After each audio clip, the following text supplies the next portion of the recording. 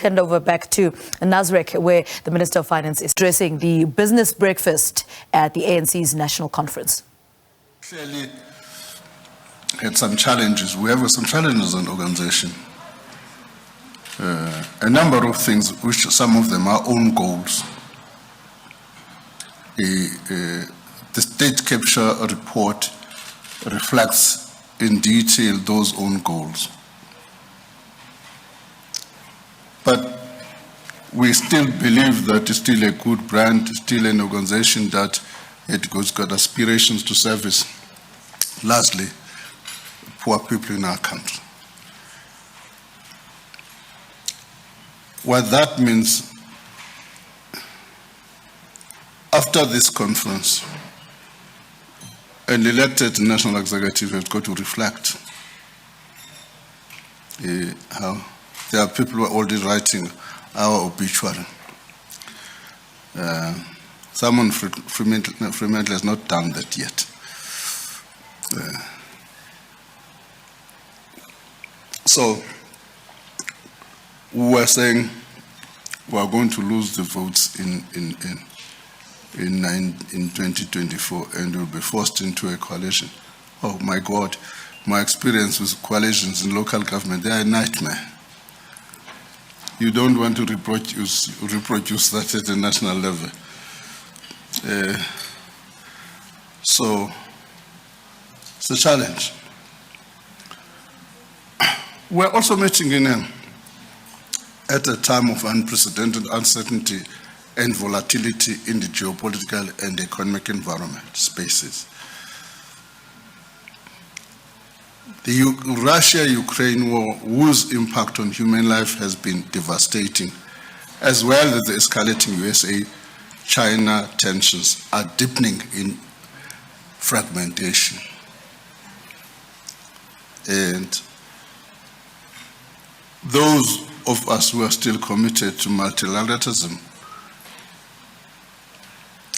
we definitely need to deepen that part of the discourse.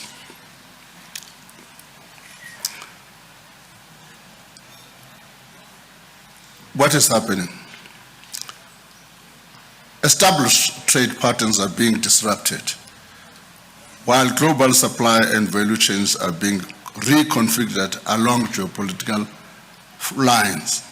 Consequently, global trade volumes are expected to slow significantly from 10.1% in 2021 to 4.3% in 2022, 0.5% in 2023. What is the unknown? The unknown is what is the impact of continued deepening sanctions by the European Union on the Russians. And by posing this question, I'm trying to say to be a defensive now. You know, part of the charge led by Janet Yellen when the Europeans were trying to impose sanctions, insurances, by the way, not to insure all oil from Russia. Janet Yellen pushed for the cap, precisely because, and the G7 accepted this, precisely because she understood fairly well the implications of that. And the Europeans are dominating by 85% of that insurance is Europeans. So if they were to impose that, that would be devastating on the world economy. Not only on Russia, because it would affect their wealth and their ability to bring them back if the war ends is going to take a while and will continue to do. So when I'm talking about the European sanctions, I'm not talking about them in any other manner than their global impact. As a result of these developments, if the IMF has revised its global forecast for 2022 from 4.4% to 3.2%, in 2023 from 3.8% to 2.7%. So the war in Ukraine compounds the factors holding back economic recovery on our continent. By the way, I delivered my budget speech on the 23rd of February. As I woke up, I had an interview with the SABC. I didn't know anything about the war. As I get into the office, one of my Deputy Director General said, "Minister, your numbers have changed." I said, "Why?" He says, "Russia has attacked Ukraine." So whatever I did the previous day was being undermined by that. So. All right, so that is live from Nasrec. That is the Minister of Finance, Enoch Godongwana. Taken seriously from our side. The last issue I raised there was the weak state capacity. I'm going to come back to that when I deal with the infrastructure issues, because one of the key things that we're beginning to focus on is the infrastructure spending.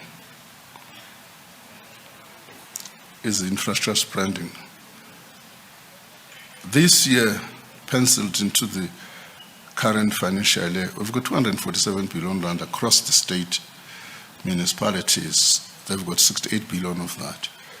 The provinces have got about 63. State-owned enterprises have got about 73 billion rand. The rest is with national government. Now,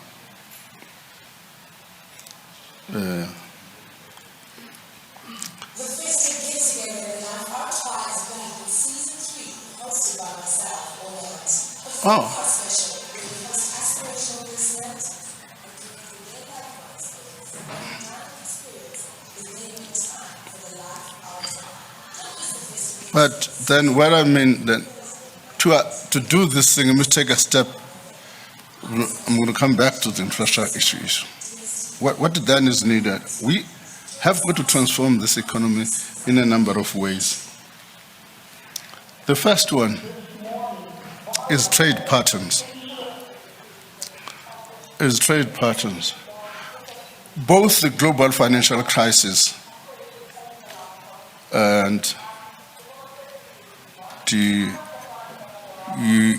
Russia-Ukraine war have made it clear that our economy is too vulnerable, because historically it's an economy which has trade links more with the West.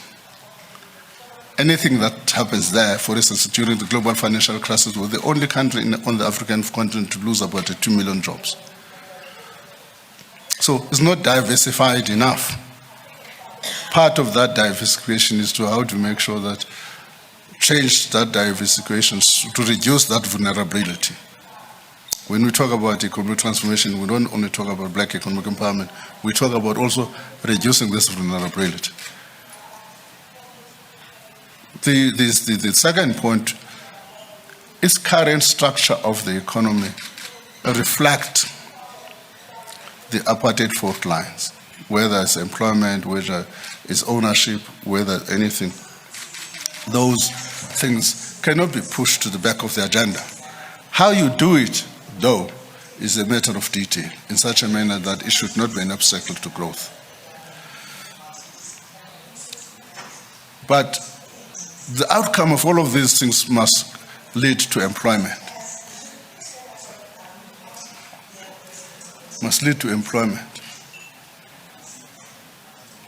But here's another structural constraint on the supply side.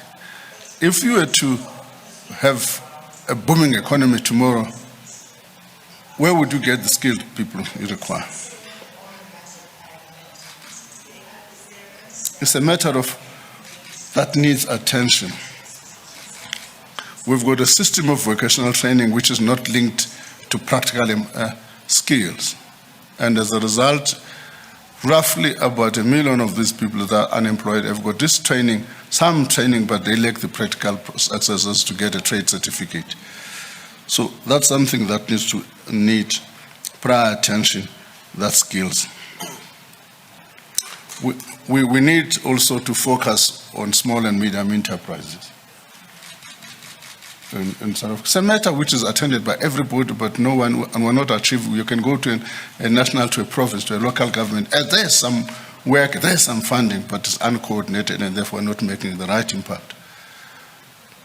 In the light of the electricity challenges, one is rethinking to refocus the bounce back scheme, which was intended for small enterprise in any frame, from the guy who's going to get a loan from 10,000, 10 million. How do you refocus that bounce back scheme so that townships and small and medium enterprise can access this money, which is guaranteed by government, to switch into whether solar or any other renewables in their works, so that they should not lose the during this load shedding. It's undermining small business a great deal. So it's something we're thinking, refocus the bounce back scheme to support small and medium enterprise. Let me just make some few points so that I allow you to ask me as much as you can. One thing I've learned as a politician is to speak. One time I was asked to open a NAFCOC meeting in Mzamba in Eastern Cape. I didn't look at the program. It turns that poor people expected me to do the opening remarks for 10 minutes, and I spoke for 1 hour, 10 minutes. That's me.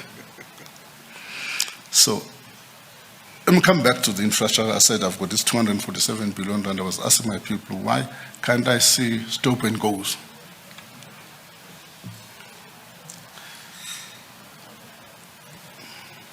That reflects the capacity. Over the last week, I was in the eastern part of the Eastern Cape.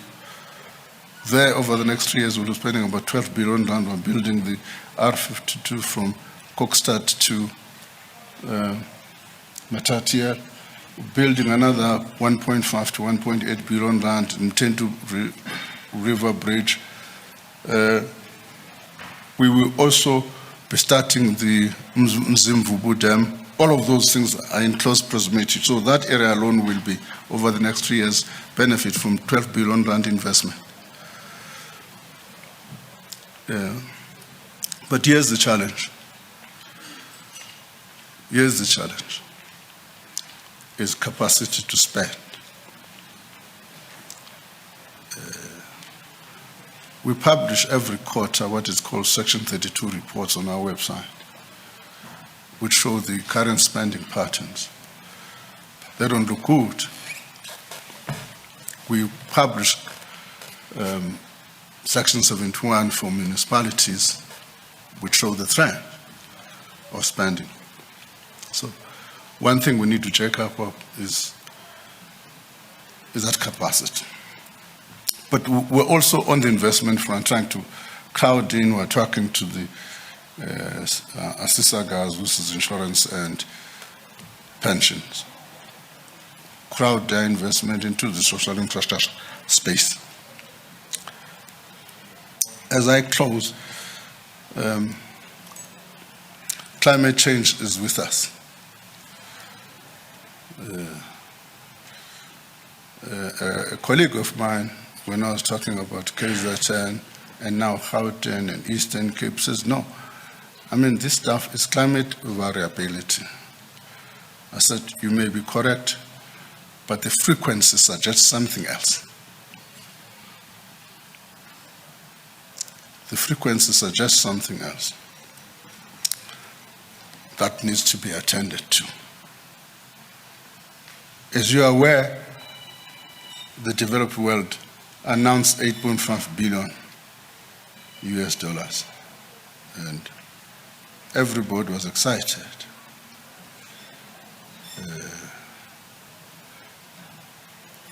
Everybody was excited. However, it remains one thing, it remains that. It remains one thing, it remains that. I must confess that in certain areas, in certain countries, we've been able to get some concessional loans. It's not a grant, it's debt. And a component of that is a component of that is grants small. Let me just tell you my picture of this stuff.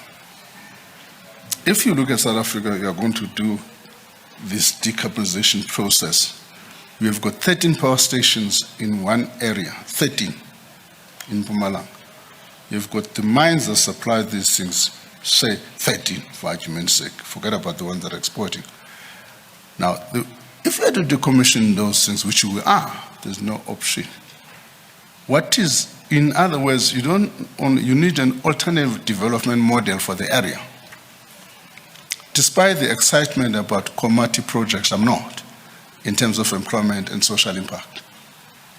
All right? So what you do need is another development. What that development model is going to look like, I don't have an idea, but we'll need resources, and which we think the developed world must help us with. Resources also to look at what is that kind of development model for us to be able to do that. They promised. In Cancun, they said they're going to give us 100 billion per annum. In Paris, they said, yes, we're going to develop a quantum. What that quantum is, we'll figure out as we go along. But we're not going to undermine the 100 billion. I was asking my colleague, Barbara Chris, in COP27, is there anything new coming? I couldn't find, she says, look, it's less precise as it has been. And the moral argument has been that these emissions have been caused by the developed world, not by us. So the developed world has got to come to the plate and say, look, if we have got to move all of us together, there was a German economist, Friedrich List. Friedrich List made an important point because he was in the USA and grew up during the time of Secretary Hamilton. Old times. I think secretaries are finished in 1785 or something, but Friedrich List grew up in that environment and watched the British and the Americans, and he wrote in his book, I can't remember the title now, but I have it. He says, the problem with the model you're proposing now of this free trade at the time and doing this, says, you're actually saying you've used a particular ladder for your growth. You've used a particular ladder for your growth, but you're pulling it down for us, not to send the use grow, pulling away the ladder. Hajun Chung's titled book, title is Pulling the Ladder, is borrowed from Hajun Chung's title. He titled his book that, but he borrowed from Friedrich List. So we've got this debate and dialogue on the developing world. So this is an important debate we want to place on the table, we continue to place on the table. And again, interesting enough, Janet Yellen in her speech on the 6th of October has placed another thing on the agenda, which I think the G7 now have accepted it, that the review of the multinational development institutions. Now, it's a matter which we discussed on the 11th of October with her. You had some ministers of finance, and we need to wrap our minds as the developing world as to what that means for us, because we may not have the same definition of what that means. And I conclude, we wish to assure you that we are on a course at a political level to rebuild, renew the African National Congress so that it should be able to provide the leadership it has done and to win the elections, because if we don't, we go into these coalitions that are unreliable, if our experience in municipalities is bad. The second component of that is to grow this economy. What did it mean to grow this economy? The third element of that, as we grow this economy, to continue to provide support to those that are vulnerable in our society. How that support is, we've got to make off the necessary trade-offs. So, thank you very much, Sipho. Thank you. Thank you, Putina. Thank you. Thank you, Minister.